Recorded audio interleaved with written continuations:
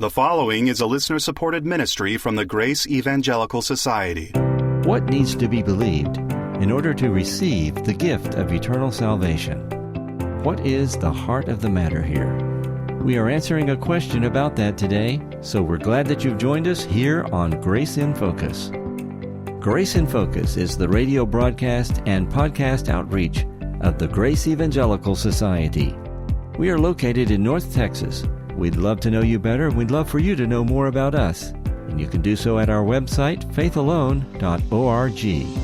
You can find some free ebooks there and other written free grace resources, hundreds of articles for you to read and study. We also want you to find out about our online seminary named GES Seminary.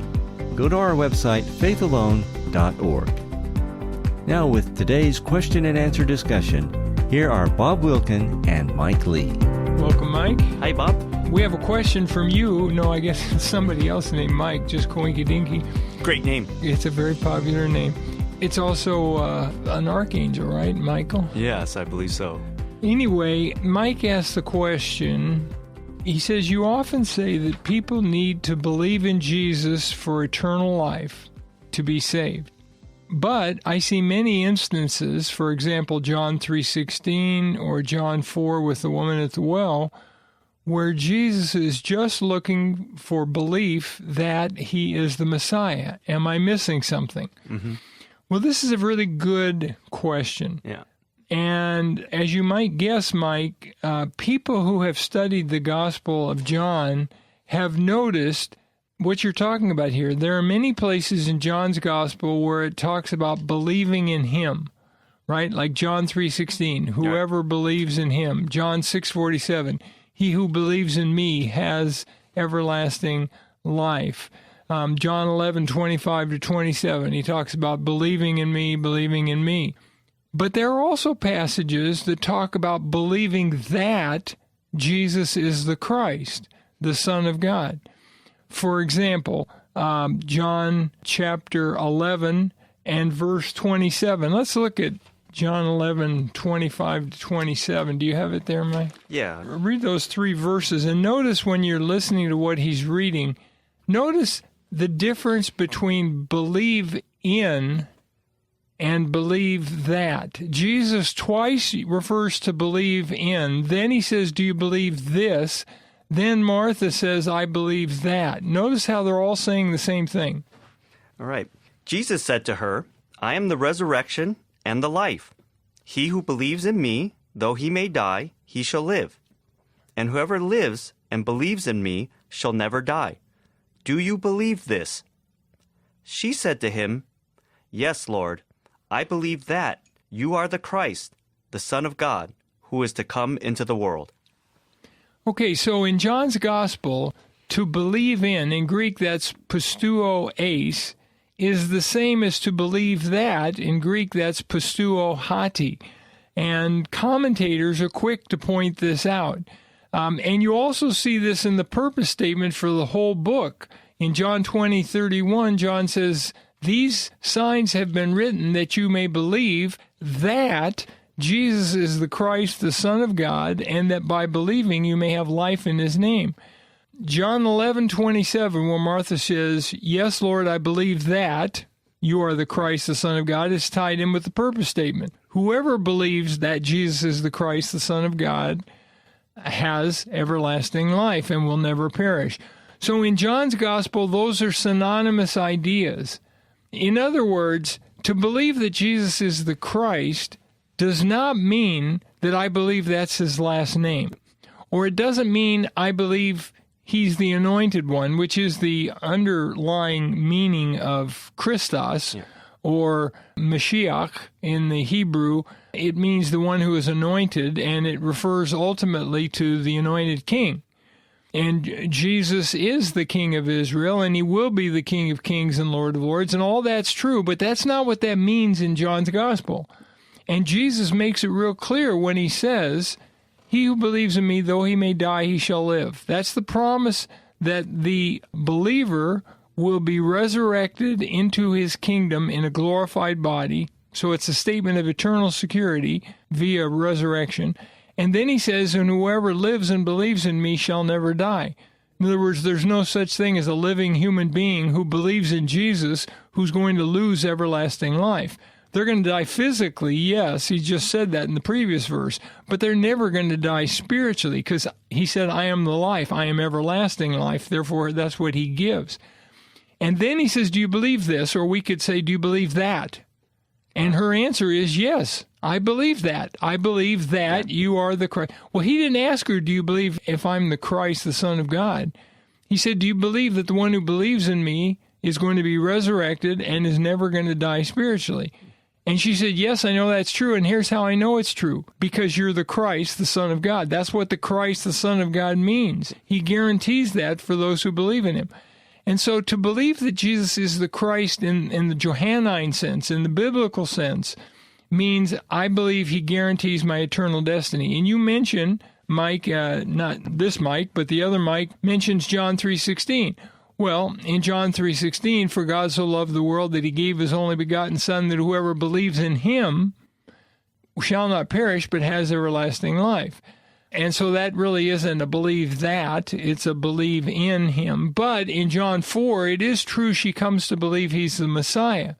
He leads her to that belief. In John 4:10, he says she needs to know the gift of God and who it is that says to you, give me a drink.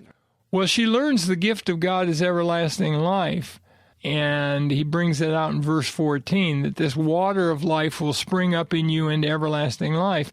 And then at the very end of the conversation, in verses 25 and 26, she learns he's the Messiah. All right. She says, we know Messiah's coming. Yeah. She's basically asking him, is that who you are? And he says, I who speak to you am he. At that point, she leaves the water behind. And by the way, some clever commentators have pointed out that there's two kinds of water at the well there. Mm-hmm. There's the water she has in the pot, and there's the water that Jesus gave her. He gave her a non-physical water, a living water that gave her everlasting life. Yeah. And then there's this old water that would never fully satisfy. You'd have to keep drinking. You are invited to subscribe to the Grace Evangelical Society's YouTube channel. You will find our Monday, Wednesday, and Friday videos there, enlightening and encouraging, and even probably humorous at times if you like Bob Wilkin's humor. Indeed, you will get biblical truth about free grace themes like faith alone for eternal salvation and why the Grace Evangelical Society is 0-point Calvinistic. We come your way 3 times a week at the Grace Evangelical YouTube channel. Check it out and tell a friend about the Grace Evangelical Society. Well, in a sense, this old water symbolizes the legalism of the Samaritans and the legalism of the Jews, that if we just keep enough of the commandments, maybe we can make it. And when she leaves the water pot behind, which is an interesting point that John mentions that. Why mention she left the water pot behind? I mean, didn't she come here to get the water? Right. But she leaves it. Some have pointed out that she's leaving the old religion behind, and she's taking the new water. She's carrying water with her, but not that water. Yeah. She's carrying the new water with her to the men of the village. She said, could this be the Messiah? And Jesus says the reason why she doesn't say this is the Christ, and instead asks, could this be, is because she has a low reputation, and she realizes she'd have a better chance at persuading them if she says, could this be the Messiah, rather than this is the Messiah. And she points out that he told me all things about myself, which that's what persuaded her that he was the Messiah.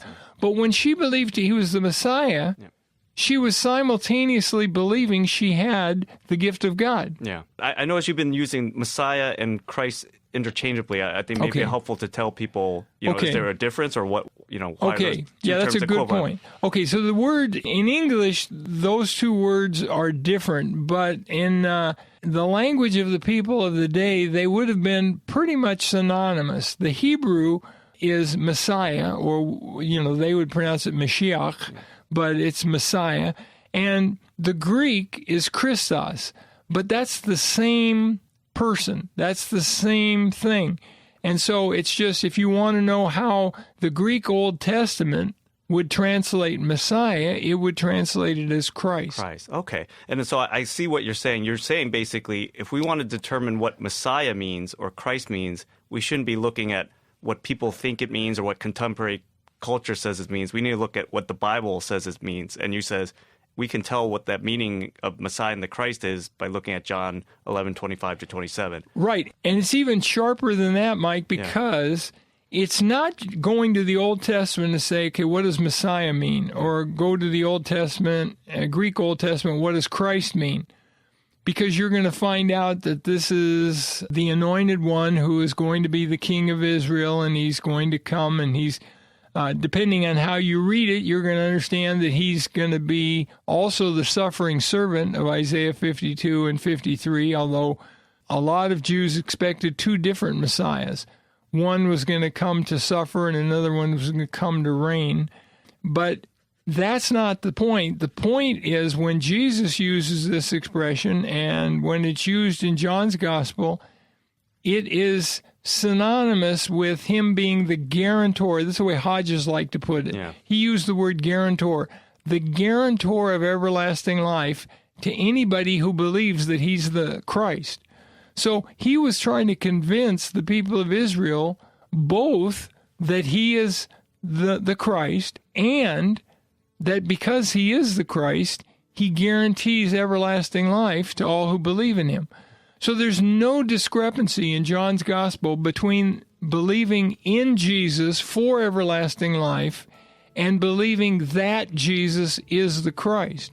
The Christ equals the person who gives everlasting life to whoever believes in him for it. Exactly. That's what the Christ means in John's Gospel. I remember I had I've mentioned this on the show before, but I have a friend who got a doctorate in patristics from UCLA, and he saw some of the things I'd written about this, and he said, well, basically you're saying everybody in Christianity is born again because they all believe Jesus is the Christ. My response to him is what we've been talking about here. No, they would formally say they agree with that, but they don't believe that by faith in him, they're secure forever. And so as a result, they're rejecting the Johannine understanding of what it means that Jesus is the Christ. They may believe the term the Christ, but they don't believe the meaning of what that term means. That's a very good point. Yeah. I think it's very important to recognize that people can use biblical language without biblical meaning. Right. And so I really appreciate the question from another Mike who's asked this question. It is important to recognize that to believe in Jesus for everlasting life is to believe that he is the Messiah, the Christ, who guarantees everlasting life to all who believe in him. And that's why we should always keep grace in focus. Be our guest and subscribe to our 48-page magazine, 6 issues per year, also called Grace in Focus, by emailing your name and snail mail address to ges@faithalone.org. That's faithalone.org. On this program, we keep our requests for financial partners to a minimum. But if you are interested in becoming a financial partner with Grace in Focus, you can find out how to do that at faithalone.org. On our next episode, does Lordship Salvation offer any assurance? Find out when you join us next time, and until then, let's keep grace in focus. The proceeding has been a listener-supported ministry from the Grace Evangelical Society.